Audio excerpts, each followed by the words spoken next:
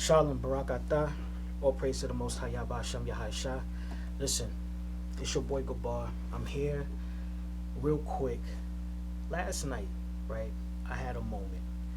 And the moment that I had was a moment that I haven't had in so long, right? It was one of those moments where I literally had to put before the Most High a petition, right? I had to literally submit a written request because living in this truth, coming away from everything that you used to be so a part of, paganism, and just everything that's so far off from the truth. Being in this truth now has brought me to a place of realization. And the realization is this, that it can be lonely, right? It can be one of those heart-wrenching moments at times where you feel as though there's not many people that get you. They don't understand your mental. They don't understand your, perspective or your perception of things, simply because you're not seeing it from a place that most people see it. Most people view the world from a very cardinal place, right? Their five senses, what they can see, what they hear, what they can touch, what they smell, and what they can taste, right? Whereas we who live according to truth, everything that we perceive comes from what? The scriptures. It comes from what the Most High has revealed from His law, His promises, His judgments, right? When we talk about, speaking line upon line, precept upon precept, people really don't understand how that really affects a person in their everyday life.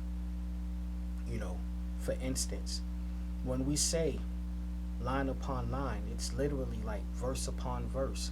When we say precept upon precept, we're literally saying one regulating thought after another. So every line that we read, every verse that we read is literally regulating our thoughts and bringing us into another place of understanding, stripping us from one place of understanding to a whole nother different place of understanding. We go from one level to the next level in understanding and wisdom, as well as in knowledge, that then changes our experience. We don't have the same experience that everyone else has. This is not a common experience unless you're part of a common society, amongst other truth seekers. And so last night, I had a moment that I haven't had in so long. One of those moments where it was like, Yah, what next? ATaYaH, what do I do now? Where do I go? Right? Who is there amongst me that I can, fellowship with or talk to? Because there's not many. I don't have many friends. On top of that, family members done fade to black, don't know where they at, don't have much of anyone's phone numbers or anything like that.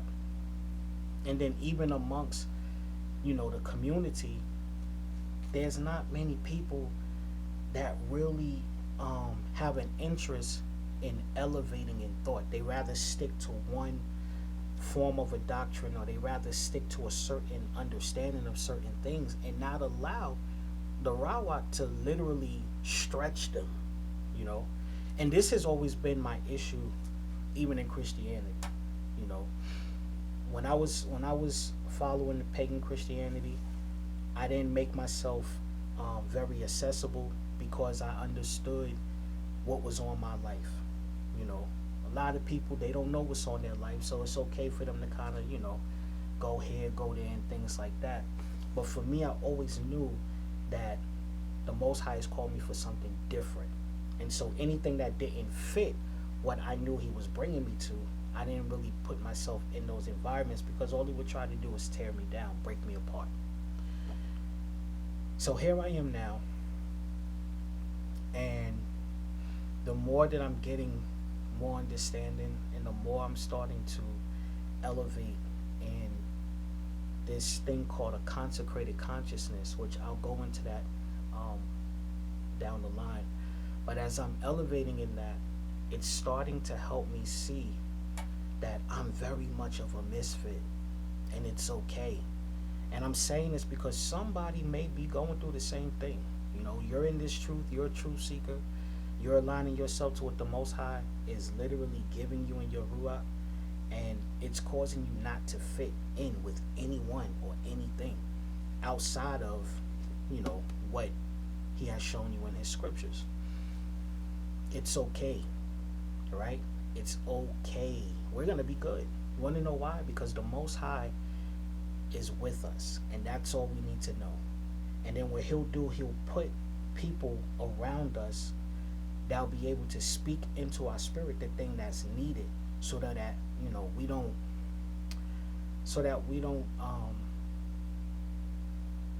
call it quits. It's all about enduring to the end. And so I just want to read this scripture real quick. It's in Philippians, and it's a very popular scripture, but it's Philippians chapter 4, and it says in verse 6, "In nothing be anxious. Be anxious in absolutely nothing, but in everything by prayer and written requests, supplication. With thanksgiving, let your request be made known to ATaYaH of all creation. And the peace of Almighty loving Yah of all creation, which surpasses all understanding, will keep your heart and your thoughts in YaHaYaShA, our beloved King. Finally, brothers, as well as my sisters, whatever things are true, whatever things are honorable, whatever things are just, whatever things are pure, whatever things are lovely, whatever things are of good report, if there be any virtue, and if there be any praise in them, think about these things." Okay? Think on those things. Don't think about what's going wrong. Don't think about who has left. Don't think about who's ignoring you. Don't think about the people who reject the message of truth that you're bringing to them. Think on those things that's worthy of praise. Think on those things that are true. Think on those things that are noble. Think on those things that's going to bring you peace. Think on those things that's going to cause the Most High to be esteemed, greatly esteemed amongst you. Trust me, like I said, I had one of those moments where, you know, it wasn't fear, and I don't want to say it was anxiety, but it was more so one of those moments where I literally had to, you know, cover myself in prayer. You know, sometimes people always have a request that you cover them in prayer. Sometimes we got to cover ourselves in prayer. And right after that, I had to just get in the scripts, had to just remind myself of the covenant, remind myself of the things that Abba has spoken, and know what my responsibility is in this life. You know, can you imagine what Yahshua was going through? Him being the son of Yah and having a heavy mantle on his life, a heavy responsibility to redeem all of Yasharal. Think about that. Who could pray for him? Who could really speak into his life but the Abba?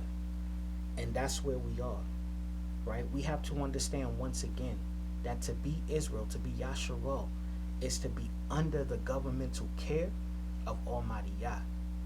And there's no one else but him that we can go to. Man is not our rescue. Man is not the one that's going to help us. Man is not going to nobody. No man, no woman, nothing. Only the Most High Yah can bring us up out of those ruts that we may find ourselves in. Because just because you're in truth does not mean that everything is going to be perfect. Does not mean everything is going to be good. Matter of fact, because you're in truth, everything is being destroyed so that it can be built back up again. And sometimes people don't understand that, and no one tells us this when we come into this awakening. But I wanted to be the big ACH that I am and send this message to you. I pray that this message finds you in good peace. ShaLaM.